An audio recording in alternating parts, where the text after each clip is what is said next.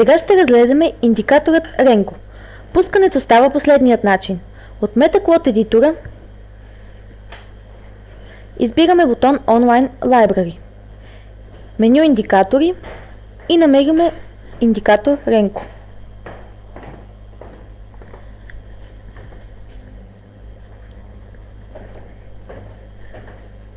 След маркиране с десен бутон избираме Download и натискаме бутон Compile.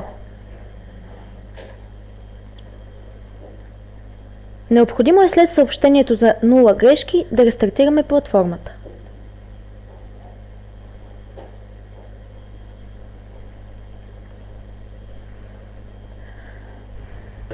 Отварянето на този индикатор става последния начин. От бутон Добавяне, меню Индикатори, подменю Потребителски, индикатор Renko.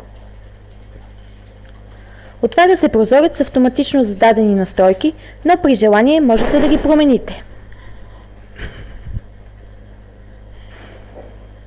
Индикаторът се появява в отделен прозорец под графиката на цената. Идеята на този индикатор е да неутрализира незначителните колебания в цената и по този начин да улови дългосрочното движение. Сега ще разгледаме реален пример за търговия само по този индикатор. При сигнал Buy тук до сигнал Sell тук приблизителната печалба е 372 пипса.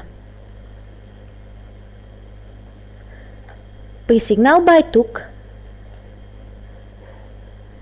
до сигнал Sell тук приблизителната печалба е 135 пипса.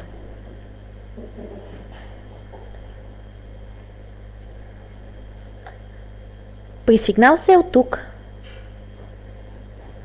до сигнал Buy тук приблизителната печалба е 83 пипса.